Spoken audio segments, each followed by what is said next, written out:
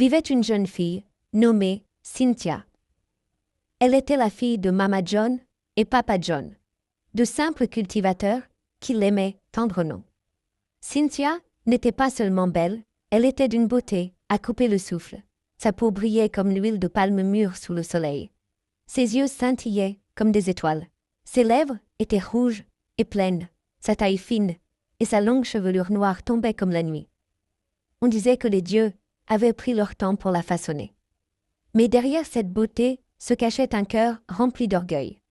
Chaque matin, alors que les autres travaillaient déjà, Cynthia se levait, se lavait le visage, huilait sa peau, et s'asseyait devant le petit miroir que son père avait acheté chez un marchand. Elle tournait la tête à gauche, à droite, faisait la moue, battait des cils et riait. Qui est plus belle que Cynthia? Personne. Ni dans ce village, ni dans ce monde. Cynthia, tu es une déesse, tu mérites d'épouser un roi, pas n'importe lequel, mais le plus riche, le plus puissant, le plus beau de tous. Souvent, sa mère entrait dans la chambre et soupirait. Cynthia, viens m'aider à éplucher les ignames. Nous devons préparer le repas avant que ton père ne revienne du champ. Mais Cynthia répondait en soufflant. Moi, éplucher des ignames?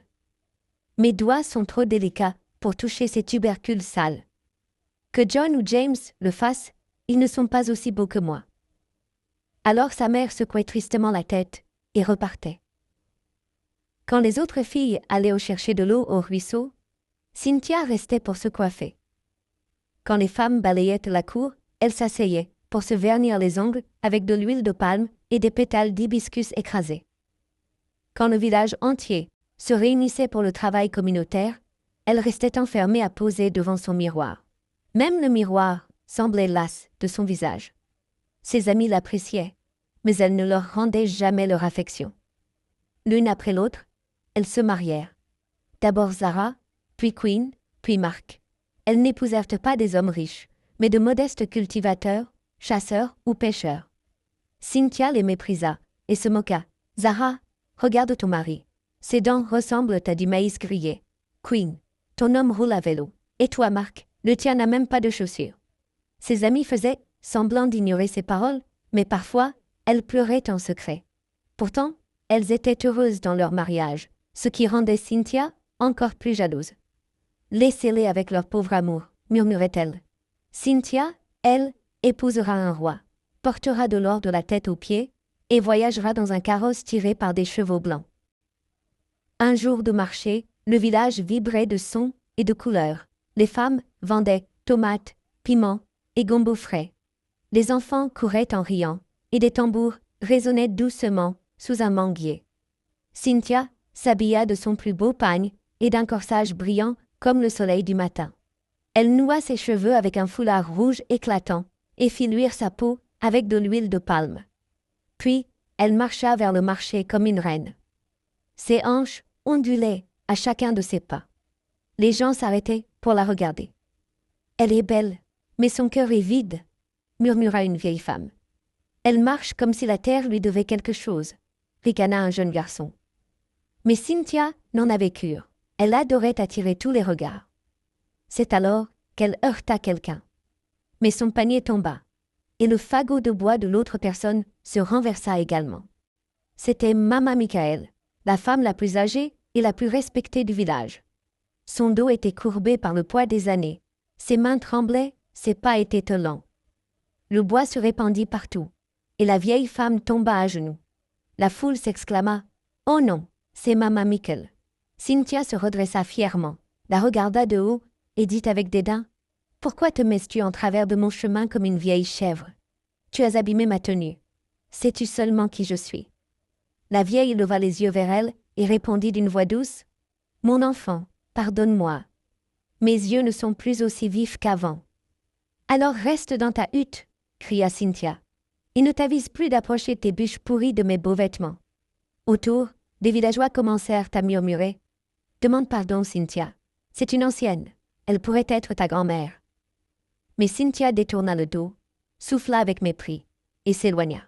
Mama Michael ramassa lentement son bois, en secouant la tête. Puis, elle leva ses mains vers le ciel et dit d'une voix qui résonna comme un tonnerre. Cynthia, le miroir que tu adores finira par se détourner de toi. Que ta beauté fonde comme la cire d'une chandelle. Que ton orgueil devienne ta prison. Tu ne retrouveras la beauté qu'après avoir partagé la vie de l'homme le plus laid sur cette terre. Alors, et seulement alors, ton cœur comprendra. Le marché entier se figea. Même les oiseaux cessèrent de chanter. Cette nuit-là, Cynthia se contempla dans son miroir et sentit une étrange chaleur sur sa peau. Elle éclata d'un rire nerveux. Quelle mauvaise plaisanterie est-ce donc? Mais une fine fissure apparut sur le miroir, et son reflet vacilla. Au matin, un cri retentit dans tout le village. Qu'est-ce que c'est? Ce n'est pas moi. Sa peau lisse était devenue rugueuse comme du papier de verre. Son nez s'était élargi. Ses lèvres jadis pulpeuses étaient sèches et fendillées. Sa chevelure tombait par plaques. Ses yeux autrefois lumineux s'étaient éteints. En pleurs, elle s'élança dehors. Les poules s'envolèrent, les enfants crièrent et s'enfuirent. « Maman, maman, regarde-moi » sanglotait-elle. « Je suis maudite. Regarde ce qui est arrivé à ta belle-fille. » Mama John pleura elle aussi.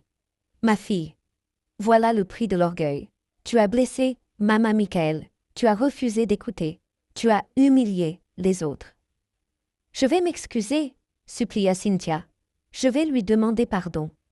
Je lui donnerai à manger, je balayerai sa hutte. » Mais lorsqu'elles se rendirent chez Mama Michael, la vieille femme n'était plus là. Personne ne savait où elle avait disparu. Dès lors, Cynthia n'était plus que l'ombre d'elle-même. Mon miroir fut recouvert d'un tissu. Elle ne paradait plus. Elle restait enfermée, cachée. Les villageois chuchotaient. « As-tu entendu ce qui est arrivé à Cynthia? Sa beauté s'est évaporée comme la fumée. Elle ressemble maintenant à une coque de noix de palme. » L'orgueilleuse Cynthia était devenue silencieuse, humble et solitaire. C'est alors qu'un mystérieux voyageur entra au village. Il portait une longue tunique et son visage était dissimulé sous un chapeau de paille. Un jour, un voyageur demanda après Cynthia et lui transmit un message. « Ta malédiction ne pourra être levée que si tu épouses l'homme le plus vieux et le plus laid vivant sur cette terre. Un homme aux dents pourries, à la peau infecte et au cœur plein d'exigences. Épouse-le, non pas seulement avec ton corps, mais avec ton âme. Alors, et seulement alors, tu seras libéré. » Cynthia pleura pendant des jours. « Dois-je donc épouser un monstre pour redevenir entière ?» songeait-elle. Mais au fond d'elle-même, elle savait que c'était l'épreuve qu'elle devait affronter. Son chemin de douleur et de transformation ne faisait que commencer. Elle restait enfermée dans sa chambre, refusant de manger. Sa peau empirait de jour en jour. Sa beauté, autrefois sa fierté, était devenue son plus grand chagrin. Un matin, on frappa violemment à la porte. Sa mère ouvrit, et devant elle se tenait un étrange homme, petit, voûté, au gros ventre, la barbe blanche et longue, la peau ridée comme du gombo séché. Sa bouche ne comptait plus que 3 dents brunes. Il s'appuyait sur un grand bâton qui frappait le sol à chaque pas. Ses vêtements étaient déchirés, mal assortis. Ses yeux, vifs comme ceux d'un lézard, lançaient des éclairs, et son haleine sentait l'escargot pourri. « Je suis Judas, » dit-il avec un sourire tordu. « Je suis venu épouser Cynthia. » Mama John manqua de s'évanouir. « Épouser qui ?» balbutia-t-elle. « Cynthia. J'ai entendu dire qu'elle cherche un homme comme moi. » Cynthia sortit de la hutte, le cœur battant. Quand elle le vit, elle resta figée. Sa première pensée fut « Il est pire que la malédiction elle-même. » Mais en apercevant son reflet dans l'eau à côté de la maison, elle se souvint de ce qu'elle était devenue et des paroles du messager.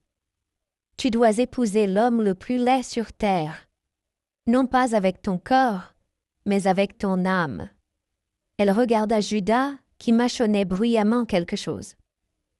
Smack, smack, smack. L'odeur de haricots fermentés flottait autour de lui. « M'acceptes-tu » demanda-t-il en se curant le nez avec son petit doigt.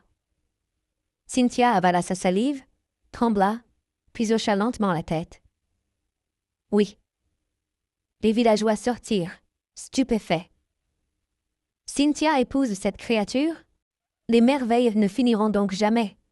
Peut-être a-t-elle besoin d'aide. » Le mariage fut simple, sans musique ni danse, seulement un silence choqué. Judas portait un vieux pagne rouge déchiré. Cynthia, une robe délavée, sans bijoux. Son orgueil avait disparu. Cette nuit-là, dans leur petite hutte qui empestait, Judas ronfla comme un tonnerre. Le lit tremblait, les fenêtres vibraient. « Grrr, est-ce un lion ?» murmura Cynthia, terrifiée. Ses pieds sentaient l'igname pourri. Il bavait dans son sommeil et lâchait des paix à chaque mouvement. Cynthia resta assise près de la fenêtre, les yeux écarquillés. « Je vis un cauchemar, » pensa-t-elle. « Mais je dois endurer. Je dois changer. Je dois devenir meilleure. » Les jours passèrent.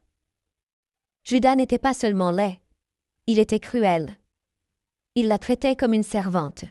« Prépare ma nourriture maintenant. Mon dos me gratte. Gratte-le. Lave mes pieds. » Il se plaignait sans cesse.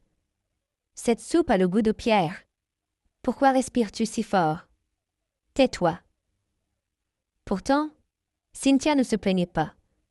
Elle se levait tôt, nettoyait la maison, allait chercher de l'eau, cuisinait ses repas, lavait ses vêtements qui empestaient l'oignon pourri. Mais en silence, elle changeait. Elle recommença à sourire aux enfants, à s'excuser auprès de ses anciennes amies, à aider au ruisseau, à porter du bois pour les vieilles femmes, à saluer même les mendiants. Un jour, au marché, une petite fille trébucha. Cynthia se précipita, nettoya sa blessure et lui offrit de la nourriture. Non loin, assise sous un manguier, Maman Michael observait. Elle murmura doucement « Oui, elle a changé. » Cette nuit-là, Cynthia s'endormit aux côtés de Judas, qui ronflait encore plus fort que jamais. Elle leva les yeux vers la lune par la fenêtre et chuchota. « Si je redeviens un jour belle, je promets de ne plus jamais me moquer de qui que ce soit. Je n'oublierai jamais ce que c'est que d'être brisée. » Alors, dans son rêve, Maman Michael apparut, rayonnante comme la lune. « Ma fille, » dit-elle doucement, « ta beauté est revenue. Pas dans ton visage, mais dans ton cœur. À présent, tu es vraiment belle. Quand tu te réveilleras, tu le verras. »